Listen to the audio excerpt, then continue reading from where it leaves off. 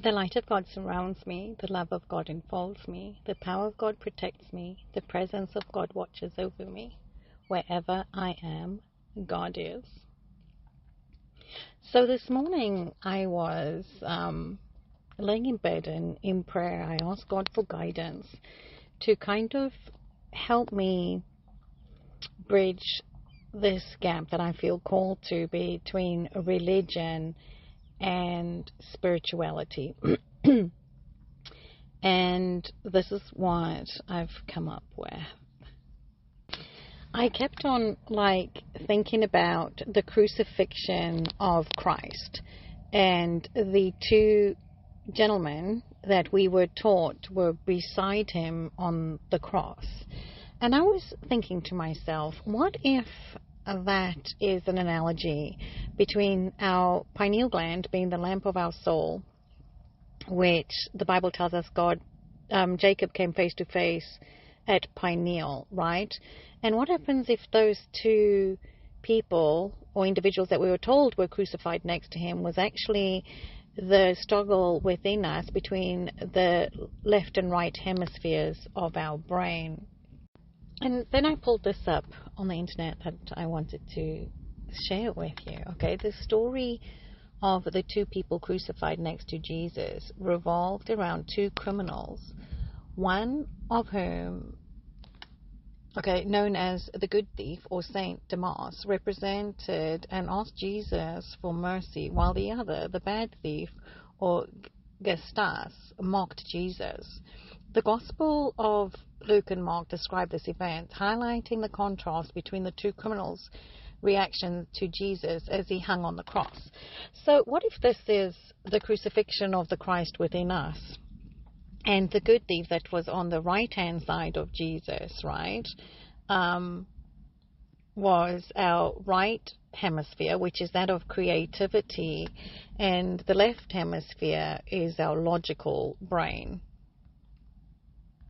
So it's almost as if we have this constant balance that we need to create between our right brain, creative thoughts, which are our spiritual gifts and abilities, and our left brain, which is logical. So they're constantly battling each other.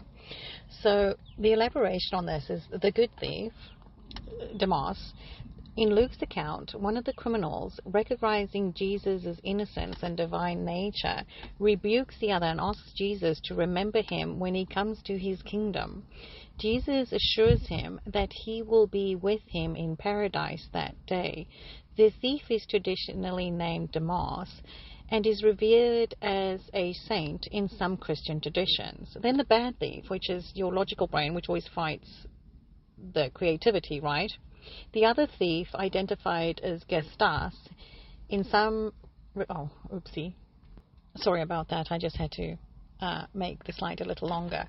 So, going back. So the other thief, identified as Gestas in some traditions, mocks Jesus, challenging him to save himself and them. He does not show any remorse or belief in Jesus' divinity. And this is what analytical left-brain thinkers consistently do. And those are generally people that are very egomaniacal, and they embrace ego versus the creativity and the spiritual aspect. So for me, this is a division between the left and right hemisphere, and a constant battle we have with the Christ within us, which again is something that I feel has been taken out of context in religion. And, we all have our own freedom of religion and interpretation thereof. So the symbolic significance, the contrast reaction between the two thieves are then interpreted as symbolic of humanity's choice in the face of faith and redemption.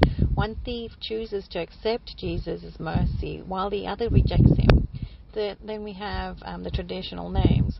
While the Gospels don't name the thieves, later tradition, particularly in apocryphal texts, gives them the names Dismas and Gestas, right? So then there's the depiction in art. Many artistic depictions of the crucifixion feature the two thieves, often showing Demas the more peaceful and hopeful expression, then gets touched. So this is also goes back to our left and right hemispheres of our brain, with our creativity being the right side. And this, for me, feels so strongly where we have this imbalance is basically the crucifixion of the Christ within us. And then this brings me to another little perspective, or some food for thought, right? The coronavirus. Corona is also our crown, which is our crown chakra, which is the third eye, or our higher level of conscious awareness.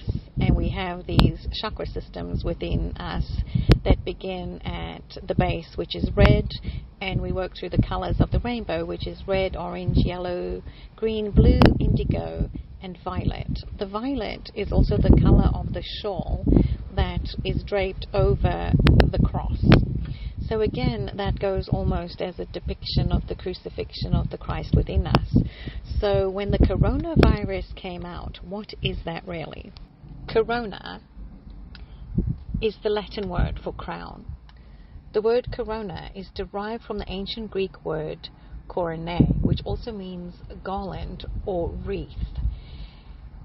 The origin helps explain why the term corona is used to describe various structures that resemble a crown or a circular shape in anatomy, astronomy, and other fields. So, is it wrong to consider that the coronavirus was a virus to disrupt our crown, which was to stop our ascension?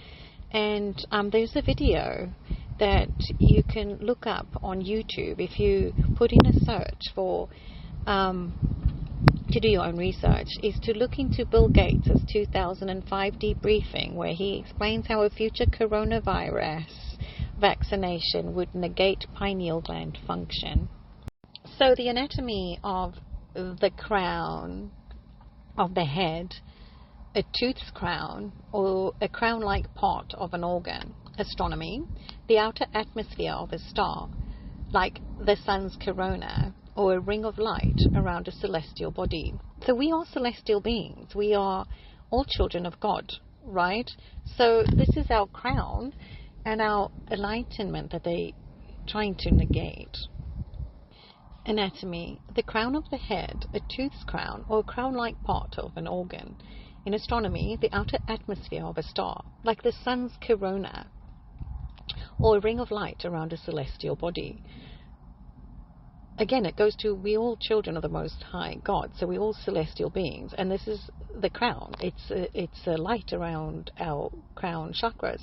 Other fields, the term also used in botany for a flower structure, in architecture, part of a cornice, and electricity, a type of discharge.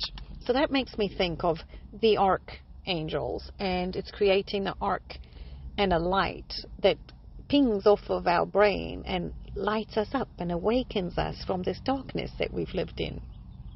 Just some food for thought.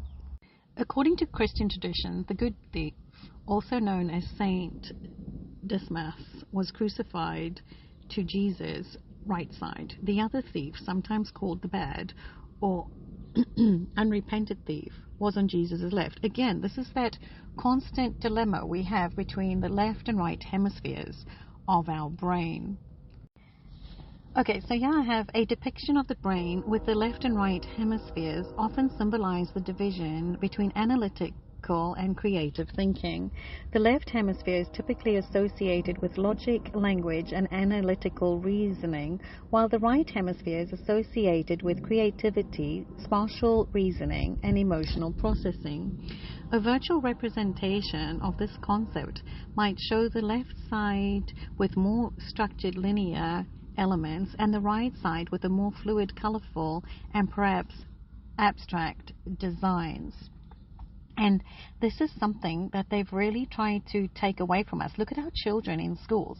They took away music and art and play and all of the creative side, and they're trying to push us into this indoctrination of constant just information. So we then have taken away the right side of our God-given abilities and pushed more of the left side, which is more of the ego and this is something that's been taken out of children, out of schools as well, and it's such a vital part of our development and our spiritual gifts being enhanced and balanced within us. So we need a balance between both of those. Again, I'm just trying to share this and trying to plant little seeds so that we can all work together in this enlightenment and see how things have really affected how we live our lives each day. Here's a more detailed breakdown. Left hemisphere, often depicted with geometric shapes, numbers, or text to represent its logical and analytical functions. Right hemisphere, often depicted with swirling patterns, vibrant colors, or artistic symbols like musical notes or paintbrushes to represent its creative and intuitive functions. Overall, the image aims to highlight the contrast and potential interplay between these two modes of thinking, not separate. While the left-right brain concept is popular, it's important to note that both hemispheres work together in most tasks. So I wanted to share a little about the pineal gland. Did you know that your pineal gland is your third eye? And this is what they're trying to keep closed and non-functioning. And the vaccination was to negate its function. So anyway, the pineal gland, a pine cone-shaped organ between your temples, is the most heavily targeted and poisoned organ in the human body, mainly due to the spiritual influence it has on human awareness. A closed or calcified pineal gland means that the mind can easily be deceived as it struggles to look beyond what is present in front of it. An open pineal gland acts as a truth detector, able to pick up on subtle anomalies and inconsistencies, lies or subliminal messages that may be used as veils to conceal the truth or reveal real intentions. This is what they have been targeting with the calcium and the fluoride in our water sources, and also when you go to the dentist. It's the worst thing to do is to put fluoride in our bodies, because while they keep the lamp of your soul closed, we are more susceptible to their deceptions. And this is what they were trying to negate, and what I do strongly feel they've targeted heavily with everything that they've told us is healthy and well. So this is also known as the Eye of Horus. And it really does truly increase your perceptual awareness if you can get this detoxified, and you can do that by sun gazing, because that, like I said in an earlier video, potentiates the melatonin production, which is a macrophage which goes through your body at night while you're sleeping, and it eats up all of the defective cells as well as cancer cells. So then if we get rid of those cells, your body continues to stay in a state of reproducing new cells, and you actually regress in age. I know, it's kind of really interesting. And then it also makes you think, the Jesus story and the Horus story, the Egyptian god Horus, are very, very similar. And there's like 6,000 year difference between the two stories. So, again, this makes you think, if it's the Eye of Horus, is it the Eye of Jesus within us that they are trying to crucify with putting poisons in our bodies and manipulating how our minds work? And then another important gland is the pituitary. It's also known as the hypophysis, a small pea-sized gland located in the base of the brain below the hypothalamus. It's a crucial part of the endocrine system, responsible for producing and releasing several essential hormones that regulate various bodily functions, often called the master gland. It controls the function of many other endocrine glands. That's why it is encased with bone and it's so protected. Again, like I've said, the pineal secretes melatonin, which is honey-colored, and then the pituitary produces oxytocin and vasopressin, which is milky white. So if our bodies are in a state of homeostasis and are healthy, and our God glands, which are the glands in your body, which is your temple, and if everything is in alignment, that means that the milk and honey flow through the God glands of your temple, and we become one with God. And then we also have this whole Mandela effect, because I know I read that several years ago, and now I couldn't find it today when I was looking for it. But I did want to share, and I'm going to share a little bit more as well and give some insight into my thoughts. What colour is melatonin in the body? I know, like I said, that I've read it's golden coloured, but with the Mandela effect and how they change information from day to day, it's no longer there. But this is still very important, and I thought it was interesting to share. Melatonin is produced by various tissues in the body, although the major source is the pineal gland in the brain. Melatonin, blue, is produced naturally from the amino acid tryptophan by the pineal gland, purple, at nighttime. So again, there we get the color purple, right? And that again will make you think of our crown chakra, and that's why so many times in churches they depict a purple shawl draped over a crucifixion cross. Again, it makes me think that they are crucifying the Christ within us to stop us from ascending and becoming one with God. And like Psalms 82:6 says, we are all children of the Most High God. So I kind of find this really interesting. And then I continued to read on, since I'd read that, melatonin is honey-colored. But I thought this was really cool and interesting to share as well. Does honey turn into melatonin? Honey helps your brain release melatonin, the hormone that your body uses to restore itself during sleep. This happens through a series of transformations in your brain. Honey's sugars spike your insulin levels, releasing tryptophan, which becomes serotonin, which becomes melatonin. So this then would be another reason to have a teaspoon of honey and some lemon tea, because it's alkaline, and preferably water that you put through a Berkey filter. That's what I've been doing since 2019, and it's to siphon off all the impurities and that's in the water, and all the way that they are treating us through our water source. So again, it's fascinating how all of this works. And this is another reason why bees are so important and need to be taken care of. And, without bees, we wouldn't be here. And another little bit of interesting information is if there's ever a food shortage, we can actually have a teaspoon of honey each day, and it'll tide you over during difficult times. Then we have the chyle, which is in the lymphatic system. When I wanted to research the pituitary that does secrete milky white oxytocin and vasopressin. But this is what came up, and another space for learning, right? So chyle is a lymphatic fluid that looks milky because it contains emulsified fats absorbed from the small intestine during digestion. Chyle is transported by the lymphatic system and is typically clear or colorless, but its milky appearance is due to the presence of these fats. When there's a disruption in the lymphatic system, chyle can leak and accumulate in various areas of the body, leading to conditions like, which I didn't add. But this is also very interesting because we as women have been taught to wear bras. If we didn't wear a bra, the ligaments that hold our breasts up wouldn't be compromised. And as you walk, our breasts actually pump our lymphatics. And this is another constraint that we've been taught, is to wear a bra, and it actually impedes our health.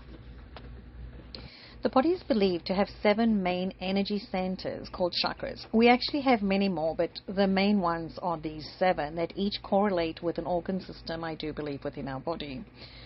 So also, each is associated with different aspects of physical, emotional, and spiritual well-being. These energy centers are thought to be vital for maintaining overall health and balance. And if you're feeling out of sorts, it's also a good thing to step back and ask yourself, why am I feeling this? And then try and identify which energy vortex or chakra system it is affiliated with.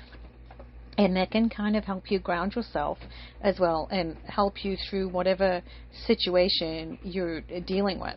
So the chakra systems are your root chakra, which is red, and it goes the colors of the rainbow. And that's why it's also important to try and eat all the colors of the rainbow in food each day.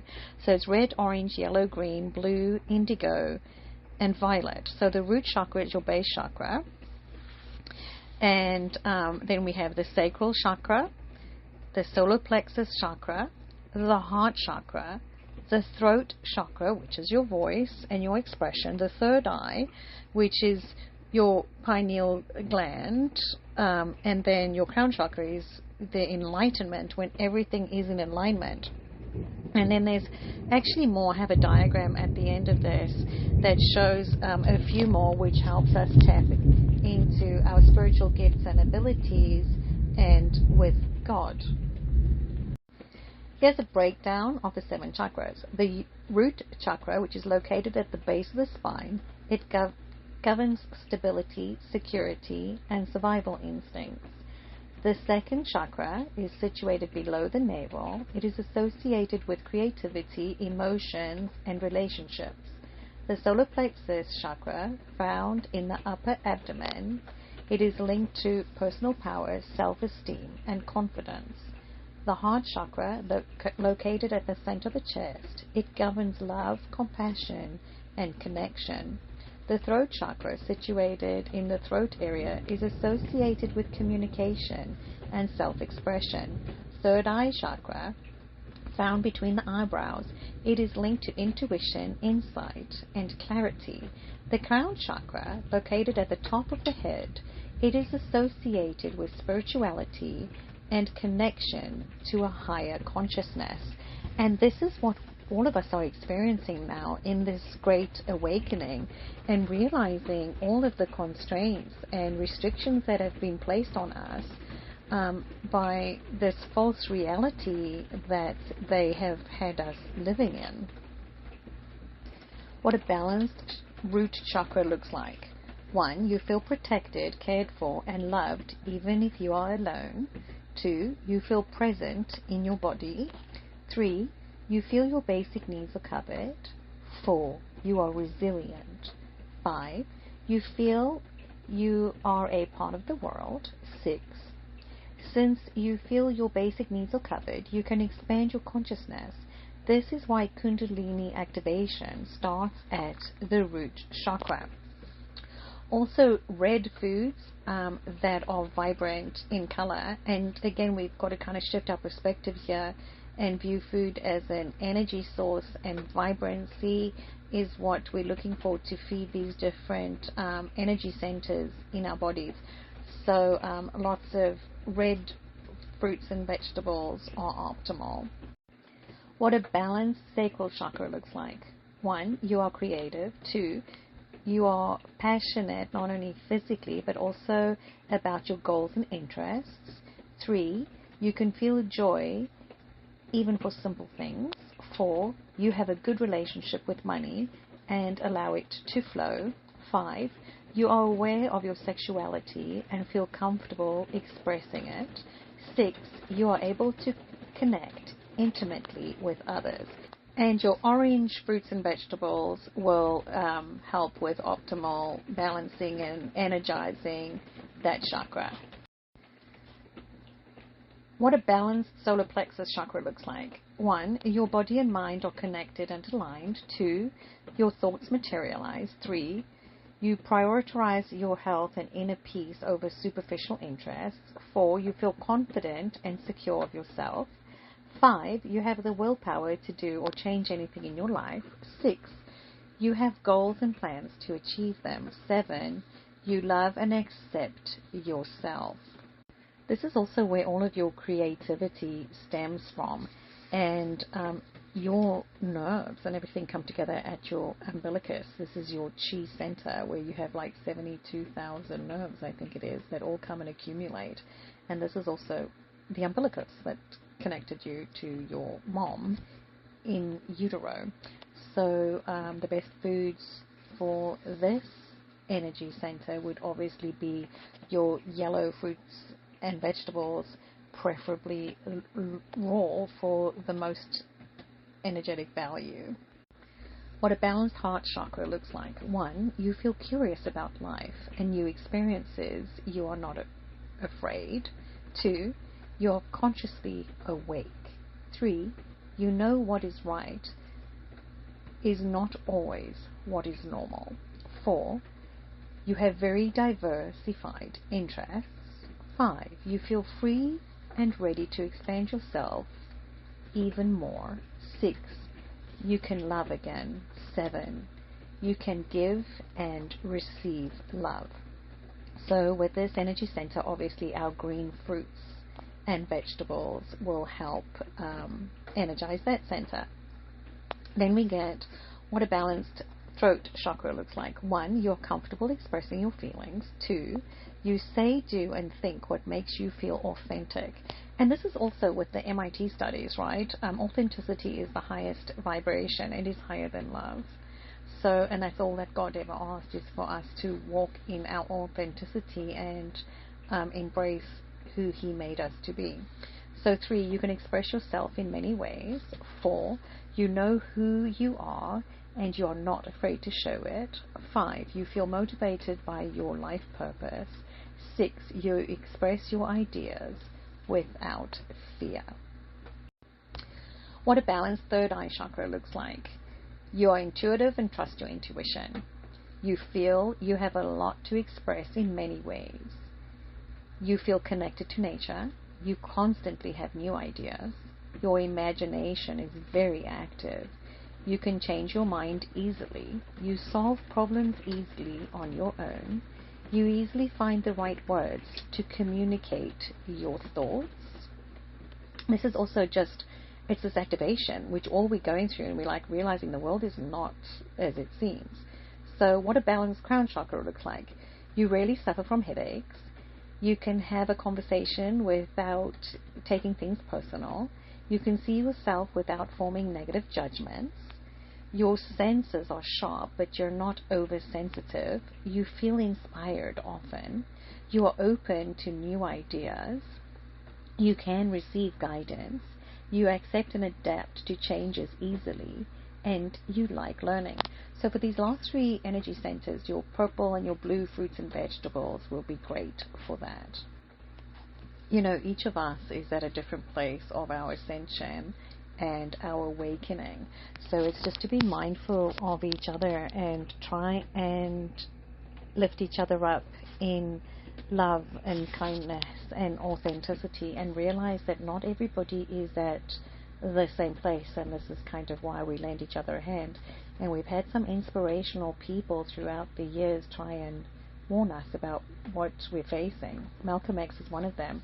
It's, you know, especially when he told us, if you're not careful, the newspapers will have you hating the people who are being oppressed and loving the people who are doing the oppressing. This is like one of those epiphanies, I think, that we're all coming to terms with. And another one of his quotes was, "The media is the most powerful entity on earth. You have the power to make the innocent guilty and to make the guilty innocent. And that's power, because they control the minds of the masses." And remember, he told us that they will use psychological propaganda against us. And this is currently what we're going through. You know, there's so much chaos and confusion out there. And we're all on these little paths of enlightenment and to find ourselves in the chaos. Another inspirational person for me was Nelson Mandela, especially with his quote of, "Each of us is an intimately attached to the soil of this beautiful country, as are the famous jacaranda trees of Pretoria and the mimosa trees of the bushveld, a rainbow nation at peace with itself and the world." I'm originally from South Africa. I was born and raised there. And, you know, it's an interesting place, and we were known as the Rainbow Nation. And that was always his vision, was to unify everybody, not only South Africa, but the whole world. And I thought it was interesting when I looked into the mimosa tree. It is red, so it kind of then resonates with the base chakra, right? And the jacaranda trees are purple, which then kind of resonate with our crown chakra. So I think he was pivotal in this great awakening, especially when you consider the Mandela effect and how they change things. And then this is an interesting one. So many of my things come up to the letter 17, which is Q in our alphabet. So, and this is also part of the Great Awakening. One of my strongest beliefs is that in order to experience God in our entirety, we must be willing to give up all worldly things. And this is alcohol and nicotine and things that keep us grounded to the earth. I don't feel we should be having the blood and flesh of beasts in our body, because it does affect our functionality, but everybody, like I've said, is at their own place in their spiritual journey and their awakening. So, there's no judgment there. I just know for me it's not something that works. And then obviously the pharmaceuticals, which we are told, in Revelation, is pharmakia, which is sorcery. The Bible emphasizes the importance of prioritizing spiritual and eternal values over material possessions and worldly pursuits in seeking access to the heavenly gates, entering the kingdom of God. This isn't about simply giving up everything, but rather a shift in focus and attitudes towards worldly things. And I do believe that these are our heavenly gates, which are our chakra systems. And as long as those are all in balance, like I said, the pituitary and the pineal gland unifying our godlands in our temple. So thank you for joining me today, and it is my hope and prayer that I have helped you to learn and grow in some way, shape or form, and I look forward to you joining me for more insight in the future as I share my journey with you. Take care, and all things bright and beautiful to you and yours.